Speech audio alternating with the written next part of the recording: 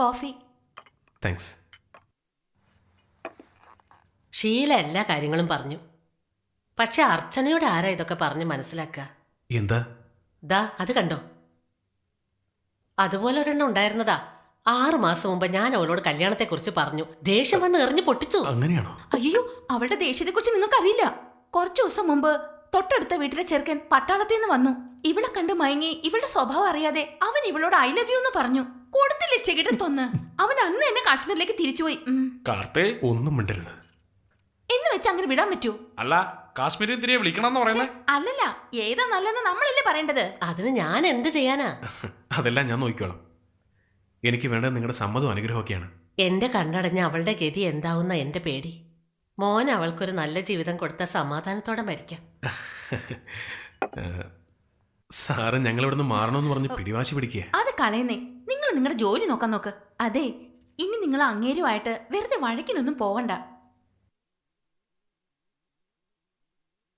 എല്ലാ റൂട്ടും ക്ലിയർ ആയ കാർത്തി.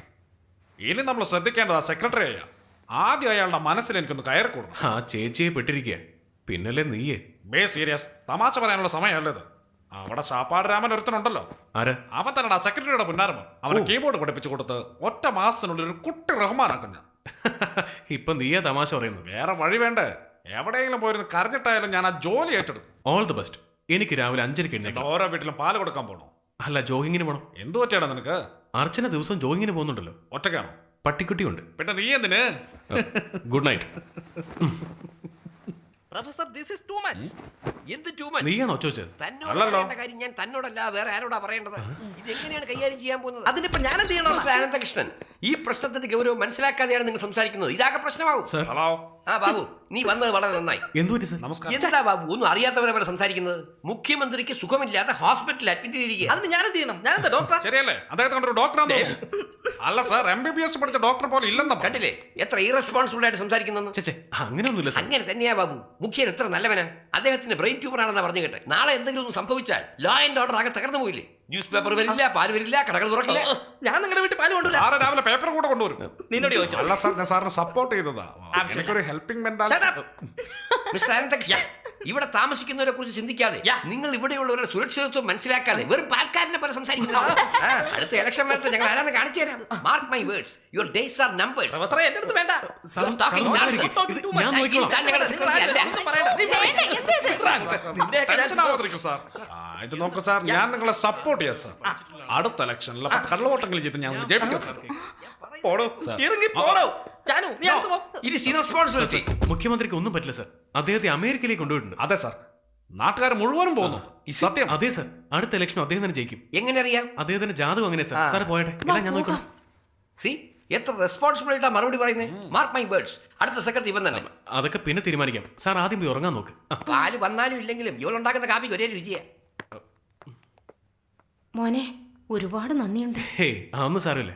അതല്ല മോനെ, ഇവിടെയുള്ള എല്ലാവരും അദ്ദേഹത്തെ കളിയാക്കിയേ സംസാരിക്കാറുള്ളൂ. നിങ്ങൾ രണ്ടുപേരും മാത്രമാ സ്നേഹമായിട്ട് പെരുമാറിയത്.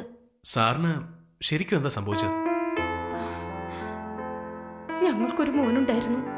അവൻ +2 പഠിക്കുമ്പോൾ ഒരു ആക്സിഡന്റിൽ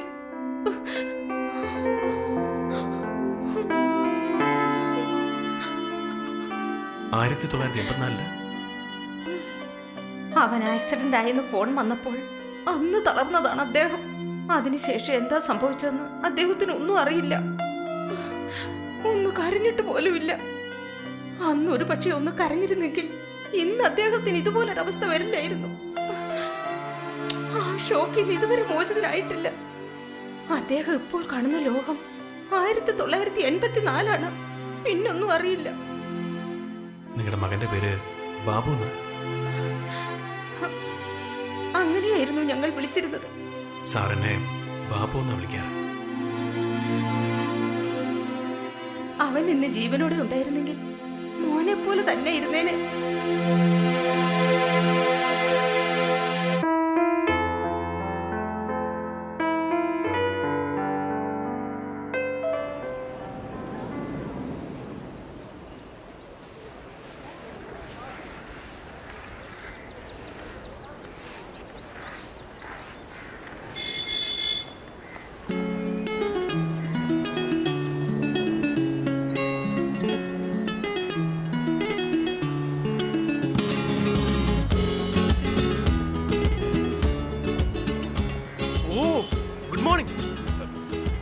മുത്തശ്ശിക്ക് എങ്ങനെയുണ്ട്?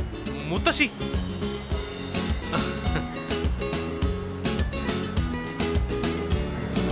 ഞാൻ ദിവസവും ജോയിങ്ങിന് വരുന്നുണ്ടെന്നാ ചോദിച്ചല്ലേ?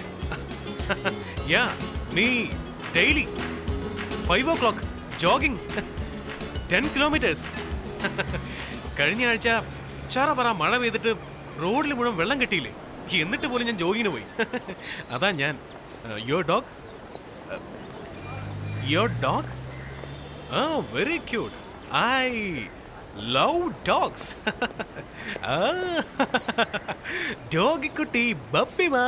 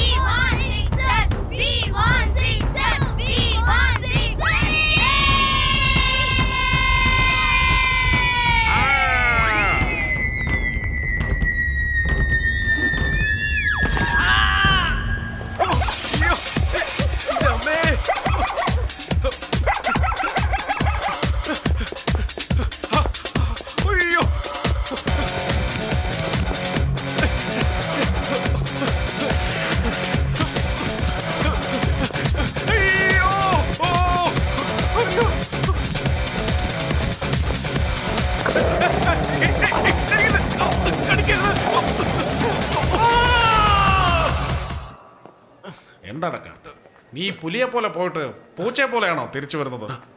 അർച്ചനയുടെ പട്ടിക്കുട്ടിയാന്ന് ഓർത്ത് കൊഞ്ചിച്ചതാ. എന്നെ അതിന് മനസ്സിലാക്കാൻ സാധിച്ചില്ല. 110 കിലോമീറ്റർ സ്പീഡിൽ ബീച്ച് മുഴുവൻ ഓടിയെന്ന് കേട്ടു. ഒന്ന് പോടാ അവിടെ. അതല്ലടാ, ഇവിടെയുള്ള കുട്ടികളാ പറഞ്ഞത്. സന്തോഷം കൊണ്ട് ചോദിച്ചതാ. ആ പട്ടിക്കുട്ടി ഒരു പേപ്പട്ടിയാണെന്ന് ഞാൻ ഓർത്തില്ല. നീയോ? നിക്ക് നിക്ക് നിക്ക്. ഹലോ ചേച്ചി, നമസ്കാരം. ഒറ്റയ്ക്കുള്ളൂ? എന്താ സാർ? എന്താ സാർ? എന്താ ഇത്? എന്താണോ? മൂക്ക് തകർന്നു പോയി.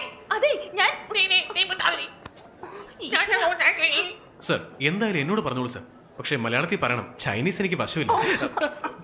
ഞാൻ എന്നെ കളിയാക്കുന്നു. സാർ എന്താ സാർ മൂക്കിനോട് ദേഷ്യം കാണിക്കുന്നത്? അയ്യോ നിങ്ങളൊന്നും മിണ്ടാതിരിക്കുന്നത്. വീണ്ടും മൂക്കിന് ചോര വരും. ഞാൻ ഹലോ ഡോക്ടർ, എന്താ ഇങ്ങോട്ടൊക്കെ? സുഖമില്ലേ? വീട്ടിൽ അന്വേഷണം പറയണേ. അതെ ഞാൻ നീയൊക്കെ ഒരു മനുഷ്യനാണോടാ? എന്താ വിചാരിച്ചേ? I am the secretary of the ambassador. ഓ, ഇത് ഹോസ്പിറ്റലായിട്ട് വേണ്ട. കാണിച്ചു തരാടാ. I will face it. ഞാൻ കോർട്ടിൽ പോകും. നിന്നെ ഞാൻ കണ്ടോളാടാ. ഈ മനുഷ്യൻ നീ ചിരിക്കണടാ, നിനക്ക് വെച്ചിട്ടുണ്ട്.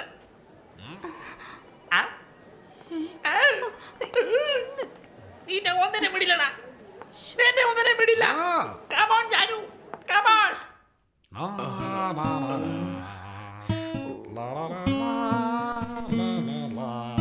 അമ്മേ,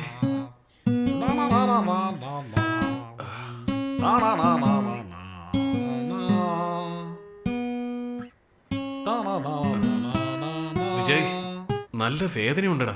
ആ ഡോക്ടർ പൊക്കളിന് ചുറ്റും ഇത്രയും വലിയ സൂചി കൊണ്ടാ കുത്തിയത്. ഇനി ഒരു വർഷത്തേക്ക് കുത്തണ്ടല്ലോ.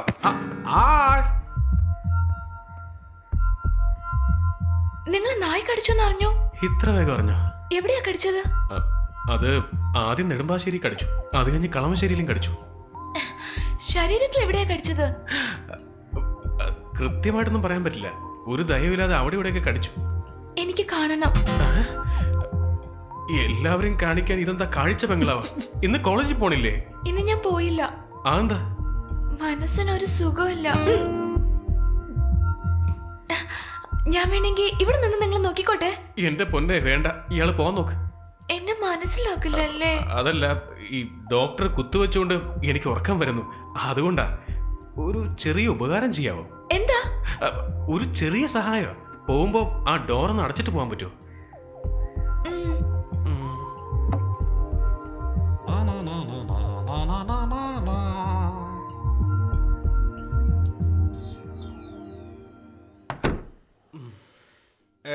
എന്നെ മനസ്സിലാക്കി. ഇവക്ക് എന്താടാ പറ്റിയത്? എടാ, നീ പറയുന്നത് ഒട്ടും ശരിയല്ലടാ. എന്താ? നിന്നെ കണ്ടതും അവളുടെ തലയ്ക്ക് മീതെ ലൈറ്റ് കത്തി കാണും. നിനക്ക് സിംഗിൾ മണി അടിച്ചപ്പോ അവൾക്ക് കൂട്ടപ്പണി അടിച്ചു കാണും. അവളായിരിക്കും. അവള് പോവില്ല, പിന്നെയും വരും. വേറെ ആരെങ്കിലും ആയിരിക്കും. ഞാനിവിടെ ഇല്ലെന്ന് പറഞ്ഞാൽ മതി. അയ്യോ, ഇതെന്താടാ അവൾ എന്നെ മൈൻഡ് ചെയ്യാത്ത? ഓ, വരണം വരണം.